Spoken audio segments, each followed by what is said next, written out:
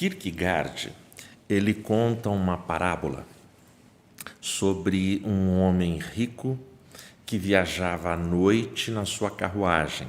E era uma carruagem toda iluminada.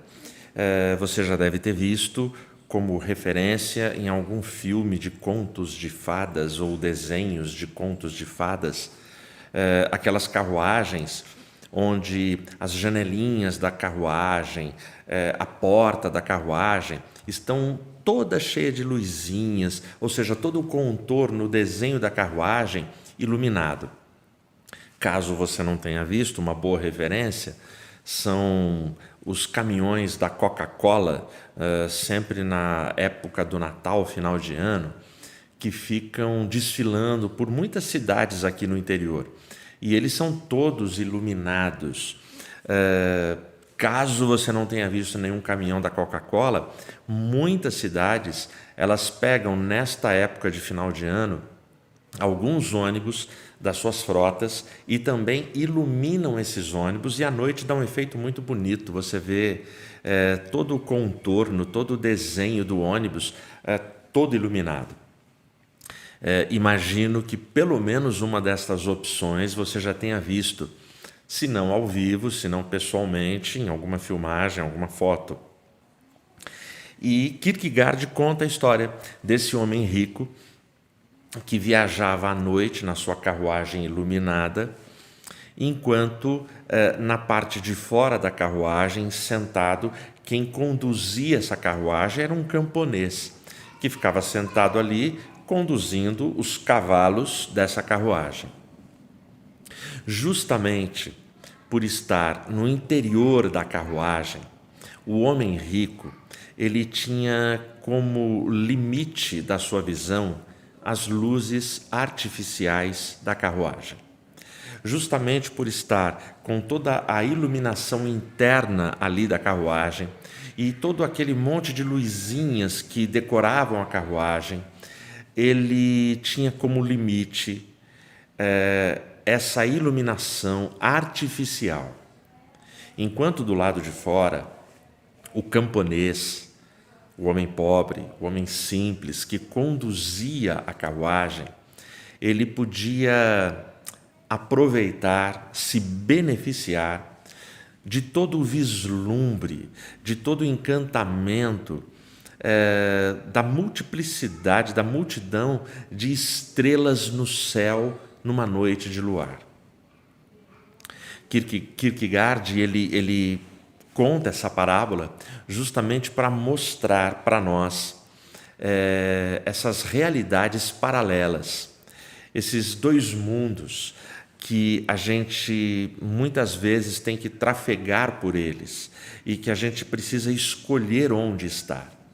Eu vou estar aprisionado no compartimento de uma carruagem que me dá conforto, que me dá um certo nível de segurança, ou eu vou estar do lado de fora da carruagem, podendo usufruir os limites, os horizontes desse universo incrível que Deus nos dá todos os dias e nos proporciona. Escravo, o que nós vamos ser? Nós vamos ser escravo ou nós vamos ser filho? Escravos ou filhos? Deixa eu ler um texto para você, que é um texto que levanta esse questionamento. É um texto que nos leva e provoca essa reflexão na vida de cada um de nós. É a carta de Paulo aos Romanos, capítulo 8, o versículo 15. Porque não recebestes um espírito de servidão, porque não recebestes um espírito de escravidão, em muitas traduções, para novamente temerdes, mas recebestes o espírito de adoção, pelo qual clamamos, Abba, Pai. Feche seus olhos. Senhor, nós te louvamos e agradecemos pelo dom da vida. Obrigado, Pai, por esse texto tão significativo, tão profundo, que nos leva, Senhor, a refletir nessas duas realidades que estão aí escancaradas para cada um de nós. Te peço que o Teu Espírito Santo nos instrua, que o Teu Espírito Santo nos toque e nos leve, Senhor, a fazer escolhas melhores, escolhas certas, escolhas que tragam crescimento e edificação para a nossa história, para a nossa vida. Sê conosco, guarda-nos, em nome de Jesus eu oro. Amém. Escravo ou filho? São duas realidades. São duas realidades que esse texto que eu acabei de ler para você são realidades que estão postas, estão colocadas quase que diariamente na nossa vida, na nossa jornada, na nossa caminhada. Grande parte da carta de Paulo aos Romanos, em muitos trechos, Paulo ele faz referência e ele vai fazendo comparações com a história, com a narrativa da história de Israel. Ele vai lembrar aos crentes de Roma, aos cristãos de Roma, sobre todo o tempo da escravidão no Egito, os 400 anos. Ele vai lembrar da libertação, vai lembrar da Páscoa, vai lembrar da saída do Egito. E aí é nesse contexto que Paulo ele chega nessa altura da carta e ele faz essa colocação tão pertinente para a gente. Porque quando Paulo ele lembra de todo esse tempo da história de Israel, uma história milenar, a gente precisa lembrar que aquele povo que sai do Egito, a cada nova dificuldade na sua caminhada, no seu deserto, nos seus desafios, grupos e líderes daquele povo questionavam, contestavam, confrontavam Moisés. Moisés, você nos trouxe para morrer nesse deserto, para sofrer nesse deserto. Poxa, Moisés, é melhor a gente ir lá no Egito, era melhor voltarmos. Lá nós tínhamos comida, panelas de carne com muita batata. Lá a gente tinha a nossa casa, o nosso canto. Podia não ser grande coisa, podia não ter conforto, mas pelo menos estava tudo certinho ali.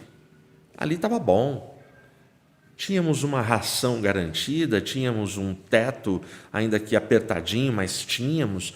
E você traz a gente para esse lugar, para essa realidade, para esse sofrimento. E nós não somos muito diferentes.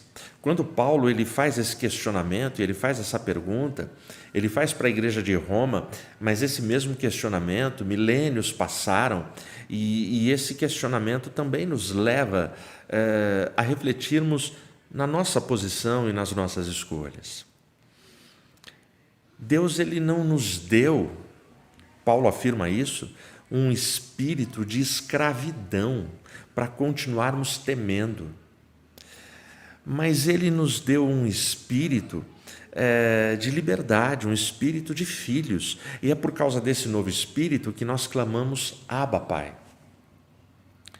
Mas eu e você, a gente fica transitando nessas realidades paralelas. Somos muitas vezes escravos de nós mesmos. Somos escravos dos nossos vícios, escravos dos nossos orgulhos, escravos das nossas paixões, escravos dos nossos caprichos, dos nossos defeitos, das nossas arrogâncias. Somos escravos das nossas cobiças, das nossas invejas. E aí todas estas coisas se entrelaçam e elas nos escravizam. Só que Paulo está dizendo, vocês não foram chamados, vocês não foram impactados, vocês não foram transformados para viverem nesse espírito de escravidão. Mas a proposta do Evangelho é, vocês foram chamados para serem filhos, para serem livres. Vocês foram chamados para poderem clamar a qualquer dia, a qualquer hora, em qualquer momento, Abba, Pai, meu papai, meu paizinho, meu pai, eu estou aqui. E eu e você transitamos, assim como o antigo Israel, assim como a igreja primitiva, assim como os crentes na Idade Média, assim como os crentes na Era Moderna. Chegamos aqui e a gente continua transitando nessas duas realidades. Eu recebi a Cristo, eu conheço a Cristo, mas e aí? Eu ainda vou agir, eu vou me comportar, eu vou interagir com esse mundo, eu vou reagir a esse mundo como escravo ou como filho? Essa semana eu me deparei com um grande exemplo, um exemplo extremamente famoso. Essa semana eu me deparei com a história de um garoto pobre, um garoto que nasceu em 1935 e faleceu há 45 anos atrás, em 1977. Um garoto que viveu apenas 42 anos. Esse garoto, a primeira canção que ele gravou, com uma belíssima voz, a primeira gravação oficial dele, ele tinha por volta de 18, 19 anos de idade. Quando eu digo gravação oficial, eu digo porque o dom nasceu com ele. Ele foi agraciado, privilegiado com uma voz acima da média e desde a sua infância, desde a sua adolescência, pré-adolescência, juventude, esse garoto já cantava e cantava muito. E nasce num lar extremamente pobre, nasce enfrentando muitas dificuldades, nasce num contexto social de muita luta lá nos Estados Unidos. Aí esse garoto, quando ele grava a sua primeira música, em rápidos ciclos e rápidos intervalos, ele tem alguns rápidos empresários. Até que muito rapidamente ele acaba sendo empresariado pelo coronel Tom Parker. E eu diria para você que esse empresário empresariou este cara até a sua morte, até o final da sua vida, foi o único e grande empresário da sua vida. Eu estou falando de Elvis Presley. Estou falando de um cara que até hoje, para os seus fãs, é uma lenda, é um ícone da cultura pop. Foi aclamado e foi coroado como o rei do rock. E até hoje não surgiu ninguém que tirasse a coroa dele, que tirasse esse lugar dele. Elvis Presley. Certamente você já ouviu a famosa e icônica frase: Elvis não morreu. E por que é que eu trago Elvis para ser exemplo para essa reflexão? Eu assisti nessa semana o filme Elvis. Além de assistir o filme, eu fui ler sobre a biografia dele, porque o filme me deixou muitos pontos de interrogação e mexeu comigo para saber se aquilo que está no filme é verdade. Então é evidente que o filme tem licenças poéticas, tudo, mas felizmente ou infelizmente, o filme retrata muito do que foi a vida dele. Uma vida sofrida, uma vida difícil, uma vida triste. Elvis Presley. Por que eu disse que quando ele passa a ser empresariado pelo coronel Tom Parker, ele passa a viver uma escravidão? Quando a gente vai ler também sobre a biografia do coronel Tom Parker, que no filme é retratado como um grande vilão, ele como empresário tem os seus méritos. Ele como empresário cuidou do seu artista, trabalhou pelo seu artista para que ele pudesse extrair dele o máximo que ele conseguisse. Mas aí a gente vai captando e pegando informações que são muito fora da curva no relacionamento de Elvis com esse empresário. Os empresários, para você ter uma ideia, das grandes estrelas, das grandes celebridades mundiais, como Michael Jackson, Beatles, Paul McCartney, enfim, e tantos outros, Bee Gees, todos esses caras, a média do que esses empresários levam é de 10% a 15%. 10 a 15% de cada contrato fechado, de cada show, de cada turnê. Mas o coronel Tom Parker, ele assinou logo de cara com Elvis Presley, que ainda era um garoto, era um cara inexperiente, era um cara ainda pobre, ainda não tinha estourado. Ele assina um contrato de 50%. Então, Tom Parker, ele levou a vida inteira metade de tudo o que Elvis Presley ganhou em termos de grana. É muita coisa. O talento nato, o talento dado por Deus foi dado para Elvis, não foi dado para o coronel. Aí você vai ler, o coronel não é coronel. O coronel tinha esse nome por causa de um título que numa cidade americana deram para ele, por alguma coisa que ele fez. Não tem nada a ver com militarismo. O nome dele não é Tom Parker, ele é imigrante, ele vem de outro país para os Estados Unidos. E aí ele inventa esse nome. E ele também chega muito pobre aqui na América. Ele começa a fazer trabalhos em parques de diversões, até que falam para ele sobre um garoto que está cantando em Memphis, e esse garoto é diferente de tudo que o pessoal já tinha visto. Então Elvis está fazendo sucesso no local, está atraindo, cada vez mais pessoas querem ouvir falar dele. E você tem que pensar que a gente está numa época que não tem rede social, não tem internet, não tem nada disso. As televisões não eram como são hoje. As notícias demoravam. Por conta disso, Elvis Presley, durante toda a sua carreira, ele falece com 42 anos, ele nunca conseguiu fazer uma turnê mundial, embora fosse um sonho dele, uma exigência dele.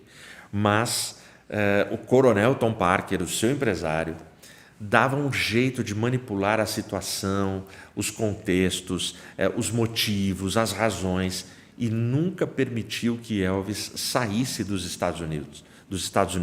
Elvis saiu apenas 3 vezes dos Estados Unidos, mas é uma saída que nem é uma saída. Foi para o Canadá, que está ali em cima. Mas nunca realizou o sonho de sair dos Estados Unidos. O que torna a carreira de Elvis Presley ainda mais impressionante. Sem nunca ter saído de lá para fazer turnê pelo mundo, pelos vários países que queriam a presença dele, Elvis se tornou um fenômeno mundial. Até hoje, ele tem fãs no mundo inteiro. É uma coisa assim assombrosa. Então, Elvis, ele fica refém de todos os esquemas do empresário. E por que é que o empresário não queria que Elvis saísse e de fato não saiu do país? Justamente porque ele tinha medo que, ao voltar para os Estados Unidos, como ele era um imigrante ilegal, ele fosse impedido de entrar nos Estados Unidos. Então ele não queria perder a galinha dos ovos de ouro, que era Elvis Presley. Ele teve o faro de perceber que Elvis era diferente de tudo que ele já tinha visto. De tudo. No momento que Elvis ele explode na carreira, já existe toda uma convulsão social no tema racismo nos Estados Unidos. Só que Elvis, pelo estilo, pela música, pela voz, pela infância, Elvis ele tinha passagem livre e ele era querido por negros e brancos. Portanto, um achado. Elvis ele mexe com toda a cultura americana, a cultura pop. Na morte dele, o presidente de então fez um discurso longo falando que toda a cena cultural dos Estados Unidos ela foi mexida, ela foi abalada pela carreira de Elvis Presley, e isso acontece até hoje. Quando ele é encontrado morto, ele iria fazer um show, ele ainda não estava morto, ele é encontrado em Graceland, na sua casa, na sua mansão. Quando chegaram lá de manhã, ele estava caído no banheiro, num dos banheiros da casa. Levaram para o hospital rapidamente, tentaram reanimar várias vezes, não conseguiram. E aí era 3 horas da tarde, alguma coisa assim. deram o aviso oficial e decretaram a morte de Elvis Presley.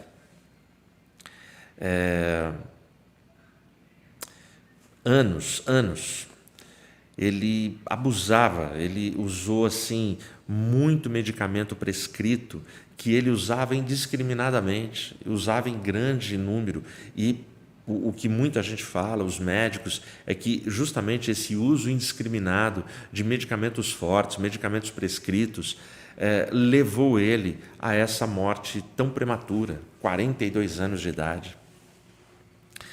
Para você ter uma ideia, a casa onde ele faleceu, a Graceland, é uma casa que se tornou um museu. Ela tem mais de 1.500 metros quadrados de área construída. O túmulo dele, juntamente com o túmulo do seu pai e da sua mãe, estão ali num dos jardins da mansão. Graceland, a mansão de Elvis Presley, que se tornou um museu, é o segundo ponto turístico mais visitado dos Estados Unidos nos últimos 45 anos. Ou seja, não é um fenômeno de uma época, é um fenômeno que está atravessando o tempo.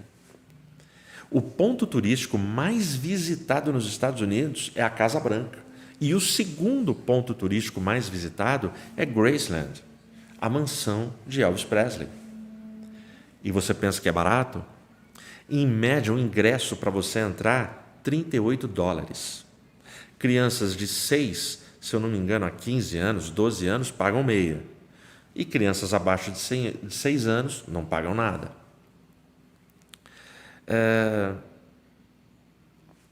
O segundo lugar em visita nos Estados Unidos, nós estamos falando numa média de mais de 600 mil pessoas por ano passando pela casa de Elvis Presley.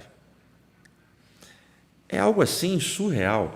Nesses 45 anos, eu estava vendo o número, mais de 20 milhões de pessoas já visitaram Graceland. Bom, aí, depois de ser impactado por essa história, uma história de dor, de sofrimento, de um cara que recebeu graciosamente de Deus o talento, e é aos Romanos que Paulo ele vai dizer, é Romanos capítulo 11, que Paulo vai dizer que os dons de Deus são sem arrependimento. Deus dá o dom. Deus dá o dom. E aí é problema de cada um o que fazer com o seu dom. E a vida dele era fazer muito show, para poder ganhar, muito remédio para conseguir se manter firme.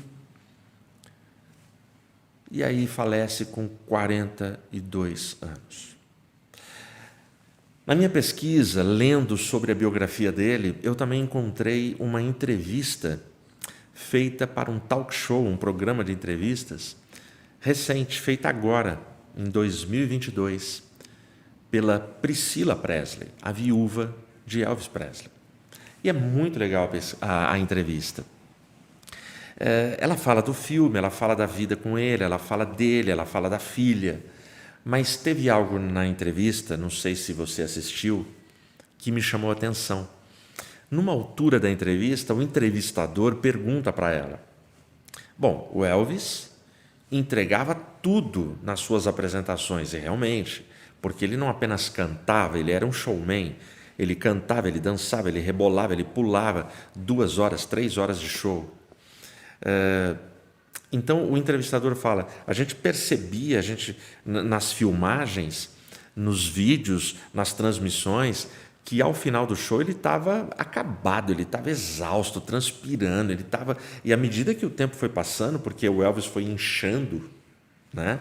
Para quem acompanhou, para quem assistiu, e aí ele pergunta, ele não aguentava nada, né? Depois, como é que era depois do show? E para minha surpresa, e acho que para a maioria das pessoas que assistiram a entrevista, a resposta da Priscilla Presley é assim, não, ele ia para casa, ele ia lá para Graceland, e sempre com os amigos dele, E aí era um grupo pequeno, era um grupo de amigos, amigos íntimos. Em vida, poucas pessoas frequentavam a mansão de Elvis Presley, era a família dele e os amigos dele, como tem que ser. E ela fala que a cada show que terminava, ele não chegava em casa acabado, querendo ir para a cama. Ele ficava fazendo sabe o quê? Ele ficava até altas horas da madrugada cantando gospel, cantando música gospel. O interessante na entrevista é que ela fala isso e o entrevistador já tenta fazer uma outra pergunta e mudar o assunto. Mas se você assistir essa entrevista, por 3 vezes ela insiste. Ela fala, não, ele gostava muito de cantar gospel. Ele ficava cantando gospel. O que eu senti naquele momento é que ela gostaria que o entrevistador provocasse mais perguntas em cima dessa insistência dela. Mas não rolou, não teve. E aí eu fiquei pensando. O Elvis, considerando a realidade dessa vida louca do show business, tendo que agradar os fãs, tendo que agradar tanta gente, tinha esse espírito de escravidão, escravo daquilo, escravo de tanto remédio, escravo daquele sucesso, escravo de conseguir sempre se superar. Mas, ao mesmo tempo, ele tinha esse momento de paz, esse momento de enlevo espiritual, cantando o gospel que ele gostava. Observe, o show, ele ganhava um cachê alto, multidões eram arrastadas e hipnotizadas pela voz de Elvis Presley, e ele ficou milionário por conta dos shows. Mas o show acaba e o natural é que ele estivesse exausto. Ele vai para casa com os amigos e, segundo a sua viúva, portanto eu vou acreditar, segundo Priscila Presley, ele ficava até alta madrugada cantando muitos hinos tradicionais, muitos louvores, porque ele gostava de cantar gospel, música gospel. No show, ele era pago. Ele tinha uma compensação material financeira. Mas a música junto da família e dos amigos era de graça. A música que ele cantava e a voz que ele gastava era de graça. Ali ele não estava recebendo. Ali ele não tinha plateia. Ali ele não tinha fãs desmaiando pela presença dele. Ali ele só estava louvando e cantando ao Deus do céu, para o Deus do céu. Ali ele estava glorificando. Ali ele estava pegando o talento que ele recebeu e estava devolvendo de alguma forma em exaltação ao Rei dos Reis e Senhor dos Senhores. Eu não quero entrar com você no mérito, que é o que muita gente é tentada a perguntar. Elvis morreu salvo ou não? Isso não compete a mim e a você. Não compete a nenhum de nós. Nem a Priscila Presley, a viúva, consegue explicar ou consegue definir a espiritualidade que ele tinha. Não cabe a nenhum de nós. O fato é que transitar nessas realidades paralelas, se a gente não conseguir definir em qual realidade nós vamos andar, poderá ser escravizante a vida inteira. Poderá nos destruir a vida inteira. E aí, Paulo deixa esse texto para mim e para você. Ele deixa essa colocação. Porque não recebestes um espírito de servidão para novamente temerdes. Perto do fim do filme, Elvis ele tem uma conversa com Priscila Presley. A Priscila participa do filme. A Priscila foi perguntada pelo entrevistador, você acha que a atriz que interpretou você foi bem? E ela elogia a atriz. Ela fala que quando ela entrou no cinema para assistir o filme, ela entrou tensa e muito nervosa, que ela ficou preocupada, como será que eu serei retratada? Mas ela disse que a atriz foi muito feliz e que o diálogo que ela teve com o Elvis no final do filme não foi exatamente com aquelas palavras, mas que aquele tipo de conteúdo, Elvis sempre falava com ela e falava com ela aos prantos e aos choros. Elvis tinha um medo. Sabe qual era o medo dele? O medo dele era que, à medida que ele estava envelhecendo, os fãs não fossem mais gostar dele, amar ele e reverenciar ele. Ele tinha esse medo. Ou seja, ele ficou escravo da sua fama, ele ficou escravo do seu sucesso. E olha o que Paulo está dizendo aqui para mim e para você. Porque não recebestes um espírito de servidão para novamente temerdes. Paulo está dizendo, vocês são crentes, igreja de Roma, romanos, irmãos romanos, vocês são crentes em Jesus, vocês não podem ter esse espírito de escravidão, vocês não são escravos, é isso que Paulo está falando.